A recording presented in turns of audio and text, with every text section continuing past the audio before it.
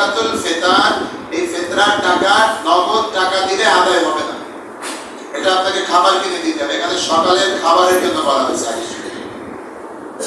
2 নম্বরে হলো জব।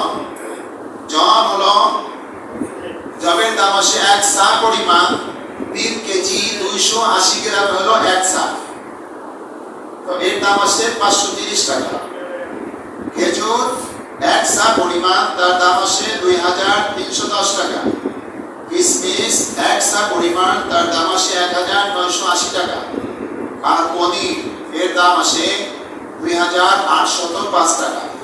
এখন আপনার সাধ্য অনুযায়ী একদম বেশি যদি পরিমাণ, যে খাওয়া দাওয়ার পরে আমি ভালোভাবে চলতেছি, আমি ফিতরা দিব, আপনি 110 টাকা দিবেন।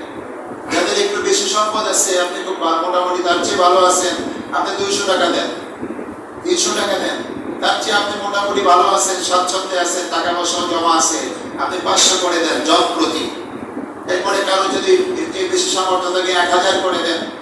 এভাবে 1500, 2000, 2500, সর্বোচ্চ 2805 টাকা জন প্রতি।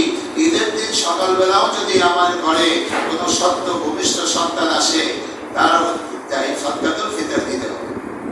কি দিতে হবে? সাদকাতুল ফিতর। এটা হলো টাকা না, খাবার। আর জাকাতে আপনি টাকা দিতে পারেন, জাকাতের টাকা দিয়ে তাকে হেল্প করবেন, বাজার ঘাট করে দিতে পারেন, তার শাড়ি লুঙ্গি সহ তার ব্যবসার কার্যক্রমের জন্য, ব্যবসা করার জন্য কিছু টাকা দিয়ে ব্যবসা করাই দিতে পারেন, একটা রিক্সা কিনে দিতে পারেন, একটা অটো কিনে দিতে পারেন। এভাবে জাকাতের টাকা দেওয়া যায়। বিশেষ করে আপনি জাকাত দেওয়ার ক্ষেত্রে, সাদকা দেওয়ার ক্ষেত্রে যারা আপনজন, আত্মীয় স্বজনের মধ্যে, পাড়া প্রতিবেশীর মধ্যে যারা গরিব অসহায়, তারা হলো অগ্রাধিকার, তাদেরকে আপনারা আগে দিবেন, তারপরে তুলে দিবেন।